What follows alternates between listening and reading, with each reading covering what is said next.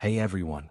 Get cozy, settle into a comfy position, and let these calming tales whisk you away to a peaceful night's sleep. Drop a comment below on what time and from where you are watching this video and share your own late-night ritual that helps you drift off. The salt-laced wind of the Sword Coast stung my face as I stood at the edge of Baldur's Gate, staring at the city's towering walls. My name is Kael, a wanderer with no lineage worth mentioning, just a pair of worn boots and a dagger I'd named Sorrow for reasons I didn't like to dwell on. The city loomed like a promise and a threat, its spires clawing at the bruised sky. I'd come here chasing a rumor, a whisper of a forgotten lore tied to the city's founding, a secret buried beneath its cobbled streets that could rewrite the fates of men and gods alike. They called it the Song of the Gate, a myth even the sages scoffed at, but I'd seen too much in my 27 years to dismiss a story just because it sounded mad. I adjusted the hood of my cloak, hiding the scar that ran from my temple to my jaw, a gift from a Zentrum blade in Neverwinter. The guards at the Fist Gate barely glanced at me as I slipped through, my papers forged well enough to pass their lazy scrutiny. The city swallowed me whole. The air was thick with the scent of fish, sweat, and ambition. Merchants hawked their wares in the lower city, their voices a cacophony of greed, while the upper city's nobles drifted above in their palanquins, untouchable as gods. I had no coin for such luxuries. My purse held only a single gold piece and a scrap of parchment with a name. Vera, a sage who supposedly knew the song's first verse. Finding Vera wasn't easy. The lower city was a maze of alleys, each one reeking of desperation. I dodged a drunk sailor who swung a bottle at my head, his curses slurring into the night. By the time I reached the Blushing Mermaid, a tavern Vera was said to haunt, my boots were caked in mud and my patience was thinner than a beggar's cloak. Inside, the air was a haze of pipe smoke and laughter.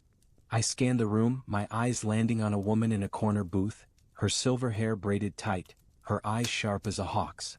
She was old, but her posture was unyielding, like a blade that had never dulled.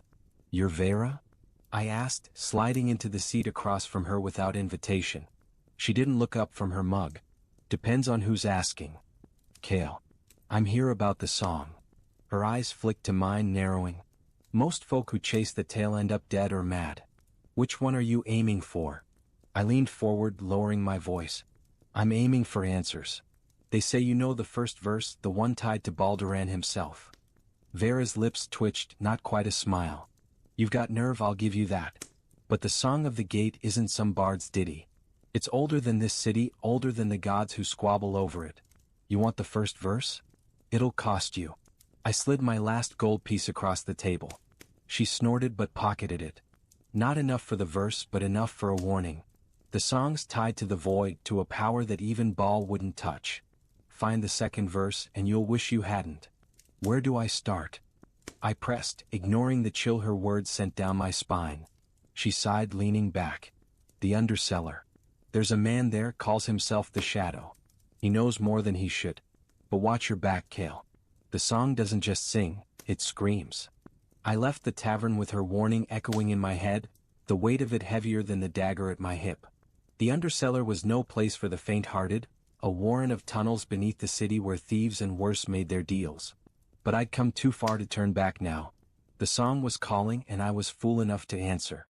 The entrance to the undercellar was hidden behind a butcher's stall in the lower city, the air thick with the coppery tang of blood.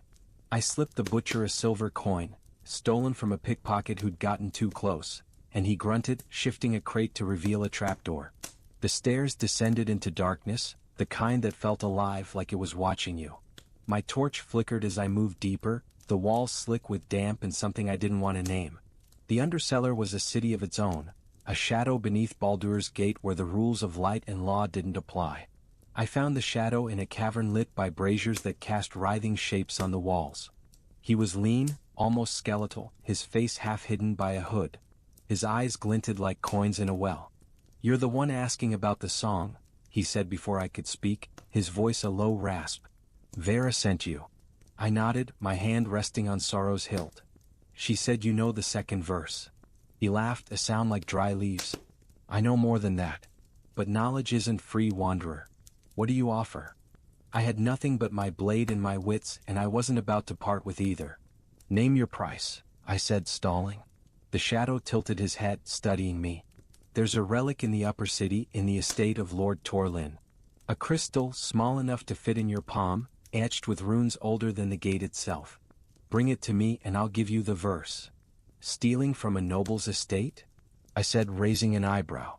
That's a death sentence. So is chasing the song, he countered. Choose your poison. I didn't trust him, but I had no other leads. The upper city was a different beast from the lower, all marble and guards who didn't take bribes. Still I nodded. I'll get your crystal. But if you're lying... I don't lie, he cut in. I omit. There's a difference. I left the undercellar with a knot in my gut, the kind that told me I was in over my head. Lord Torlin's estate was a fortress and I was no thief, but the song was a fire in my blood now, burning away doubt. I spent the next day scouting the estate, watching guards' patrols, noting the high walls topped with iron spikes. By nightfall I had a plan, risky but possible. I'd scale the east wall, where the shadows were deepest, and slip in through a servant's entrance. The crystal would be in Torlin's study if the shadows' intel was good. That night, under a moonless sky, I made my move. The wall was slick with rain, but I'd climbed worse in the Chultan jungles. I dropped into the estate's garden, heart pounding, and crept toward the manor.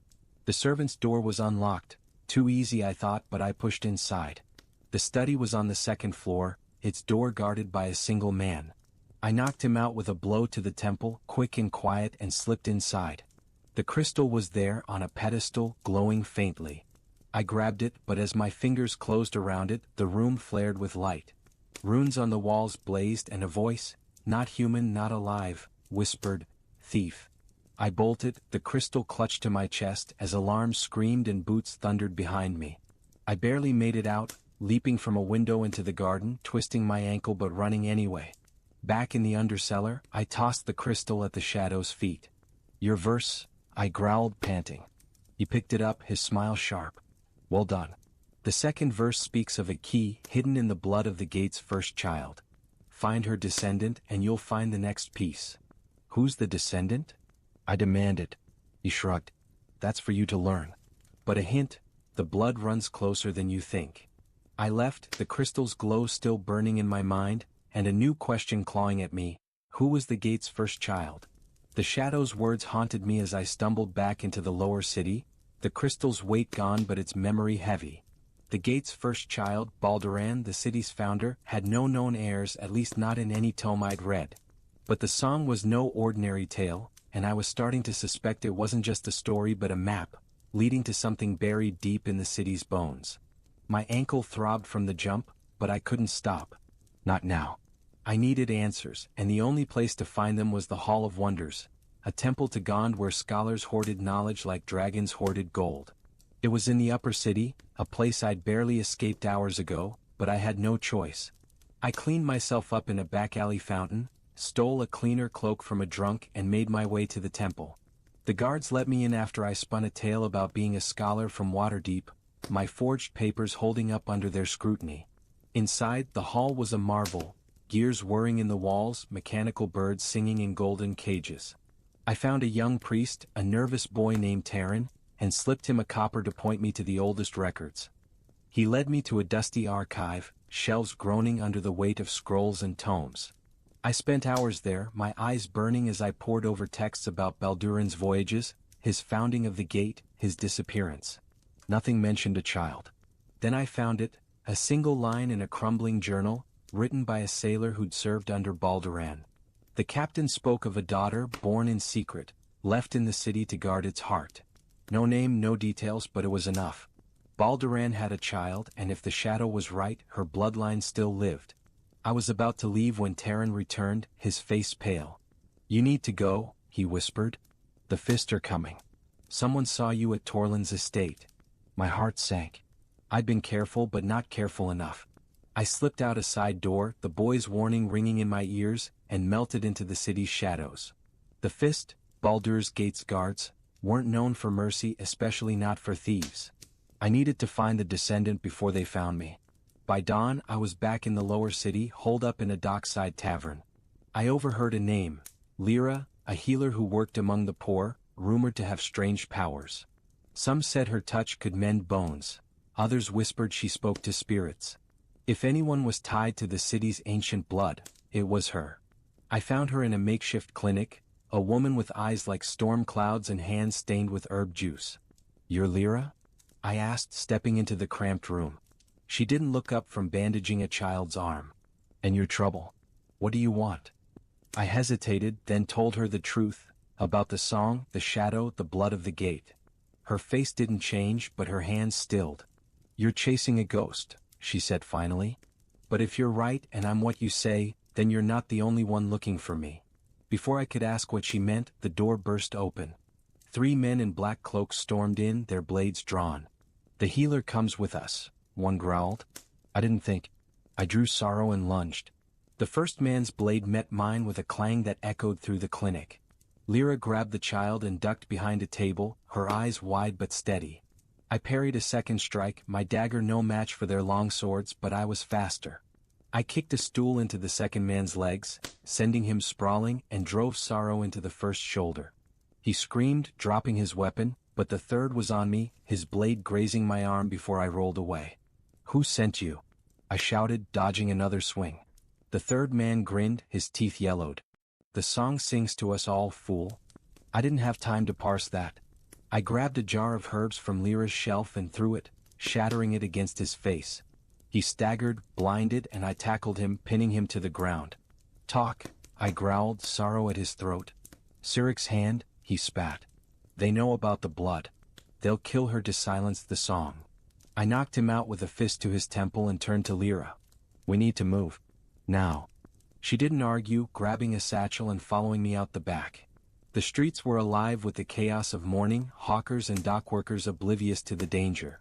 We slipped through alleys, my heart pounding as I scanned for more of Cyric's hand, the cult of the mad god who'd do anything to control a power like the song. Lyra was silent, her face a mask, but I could feel her fear, and something else, a strength that reminded me of Vera. "Where are we going?" she asked as we ducked into an abandoned warehouse. "The undercellar," I said. "The shadow knows more than he's told me. He can hide us." She grabbed my arm, her grip iron. "You trust him?" "No," I admitted. "But he's the only lead we've got." We reached the undercellar by noon, slipping past the butcher's stall again. The shadow was waiting as if he'd known we'd come. "You found her," he said, his eyes on Lyra. "The blood of the gate."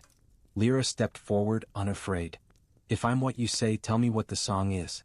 "No riddles." The shadow's smile was thin. "It's power, girl.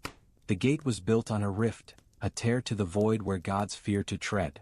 Baldur sealed it, but his blood, your blood, can open it.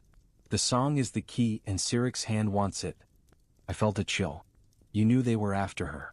Why didn't you warn me?" He shrugged. "You wouldn't have believed me. Besides, you're here now." Lyra's eyes burned. "What happens if the song is sung?" The shadow's voice dropped to a whisper. "The void opens. Power beyond imagining. Or destruction. Depends on who sings it." I wanted to throttle him, but Lyra spoke first. "Then we destroy it. The verses, the key, all of it." The shadow laughed. "You can't destroy the song. It's in you, girl. But there's a third verse, hidden in the temple of Ilmater. Find it, and you might learn how to silence it." I didn't trust him, but Lyra nodded. "We'll find it. And then we end this." As we left, I couldn't shake the feeling that the shadow was playing a deeper game. Cyric's hand was closing in, and the song was no longer just a myth, it was a blade at our throats. The Temple of Ilmater stood in the upper city, its white stone glowing under the midday sun. Getting there with Lyra was a gamble. Cyric's hand was hunting us, and the fist were still after me for the theft at Torlin's estate.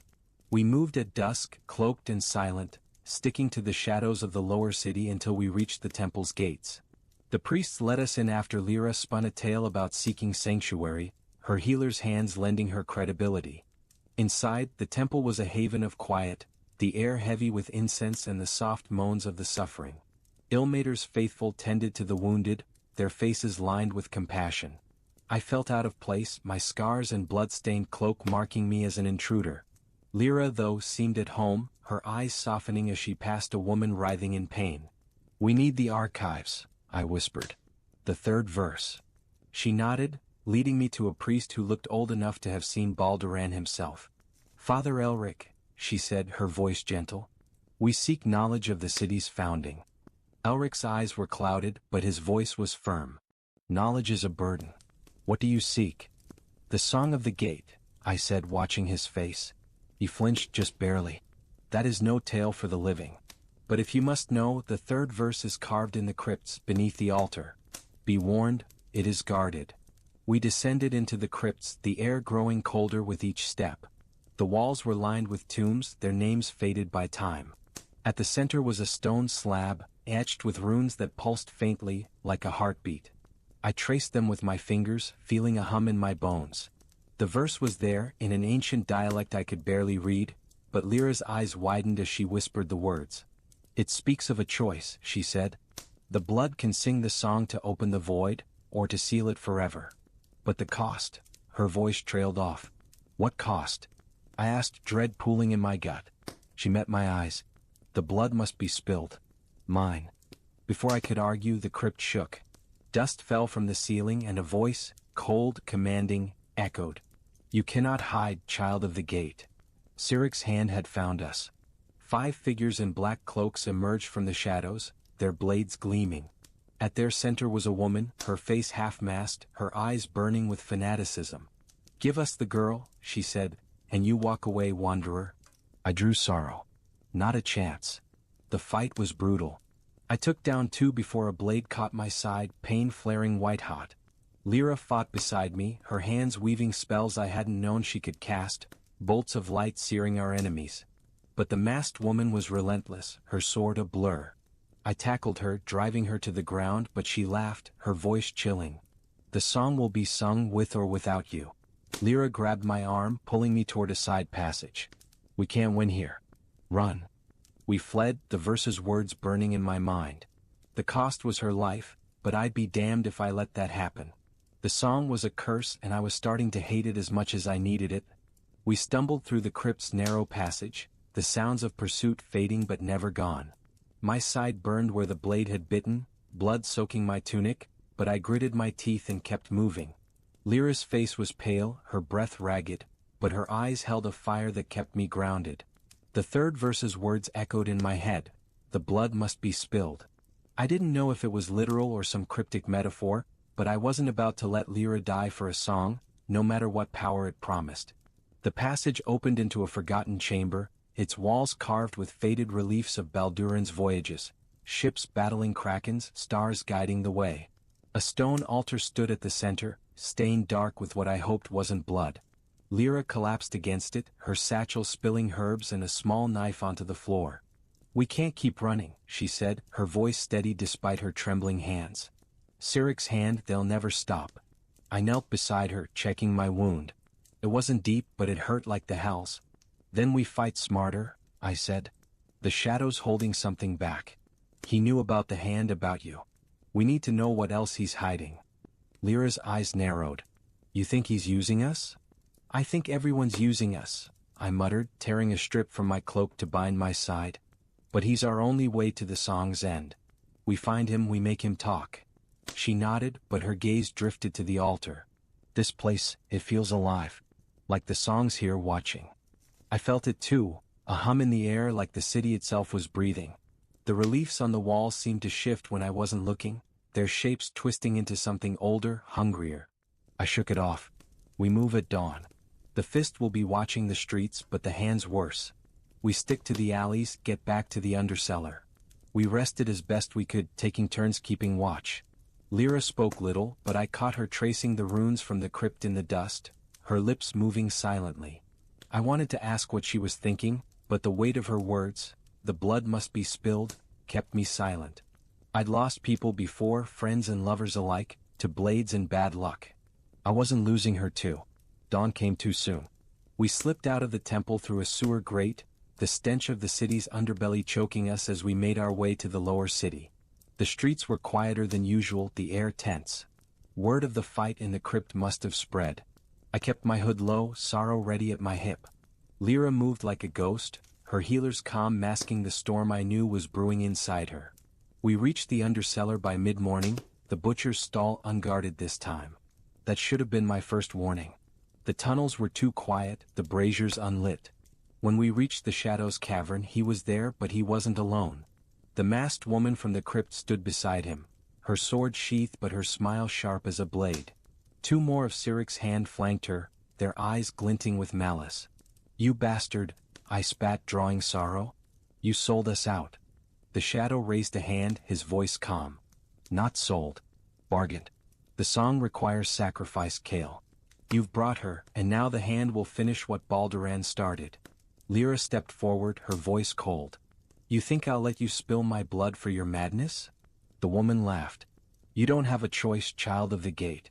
The void hungers and Cyric will feed it." I lunged at the Shadow, but the hand were faster. One grabbed Lyra, pinning her arms, while the other swung at me.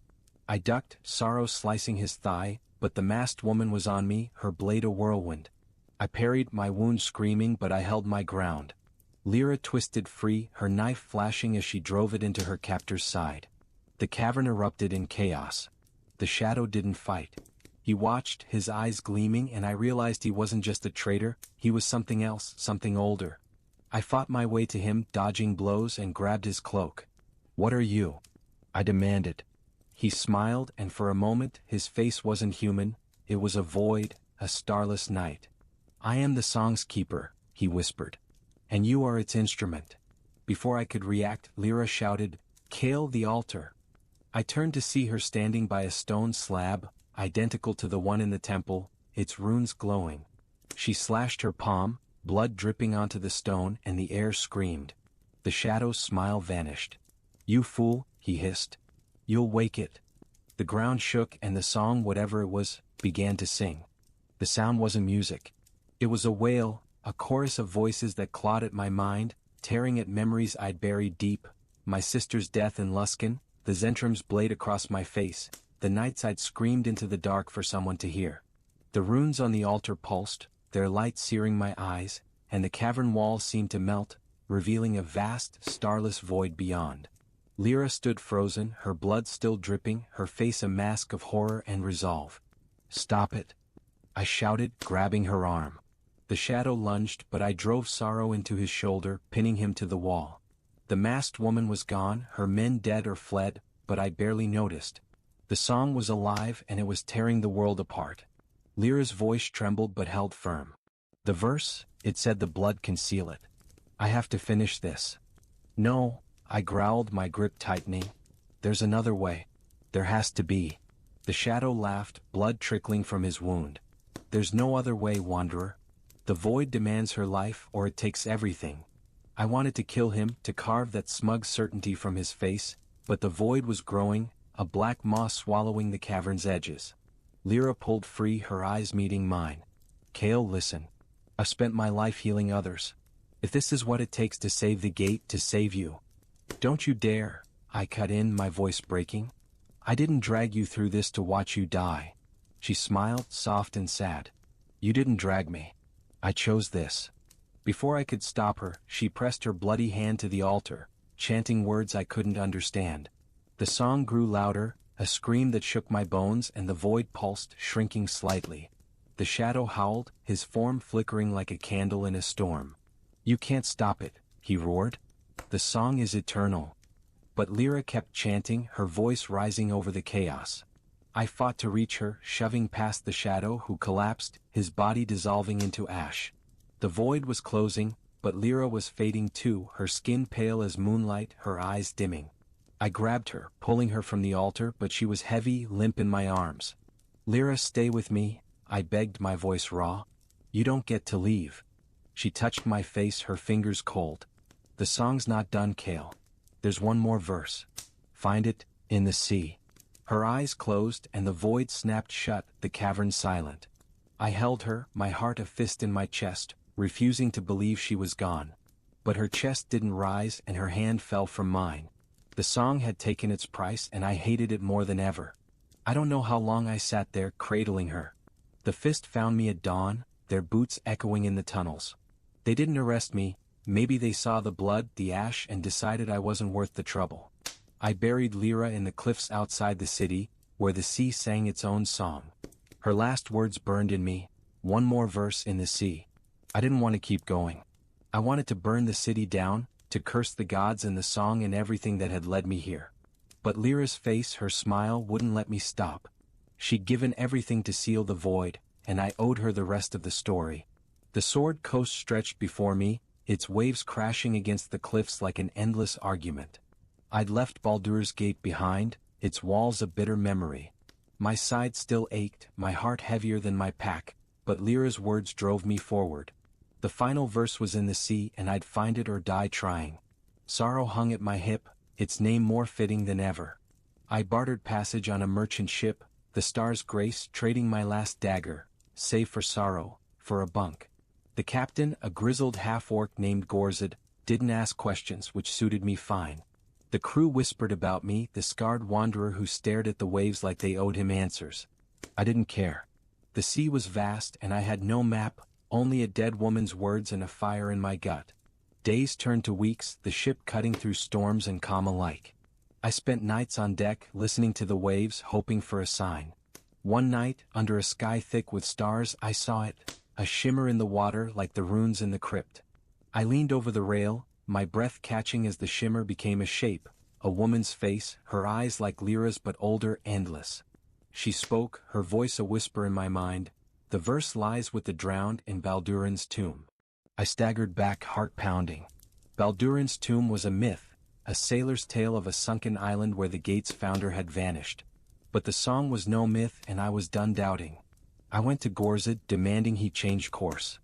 He laughed until I told him about the song, about Lyra's death. Something in my eyes made him stop laughing.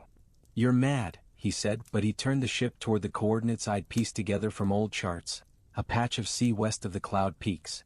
The crew muttered, but Gorzid's word was law. We reached the spot at dusk, the sea calm but heavy, like it was holding its breath. I dove in, ignoring the crew's shouts, my body slicing through the cold. The water was dark, but the shimmer guided me, down to a reef where stone ruins jutted like bones. I swam deeper, my lungs burning, until I saw it, a temple half buried in coral, its entrance glowing with runes. I pushed inside, the pressure crushing, and found a chamber untouched by time. At its center was a sarcophagus, etched with the final verse. I couldn't read it, not fully, but I felt its meaning. The song could be silenced, but only by one who carried Baldur's blood and bore his pain. I wasn't that person. Lyra was, and she was gone. I surfaced, gasping, the verse seared into my mind. The star's grace was gone, the horizon empty. I floated, alone, until a fishing boat found me, half dead. They took me to a village where I sat by a fire, staring at the sea. The song was complete, but incomplete without Lyra. I'd failed her, failed the gate. But as I carved her name into a stone, a thought struck me. The shadow had called me an instrument. What if the song wasn't just in her blood, but in mine too? I wasn't Baldur's heir, but I carried her, fought for her. Maybe that was enough. I stood, sorrow in hand, and turned back toward Baldur's gate. The song wasn't done with me yet.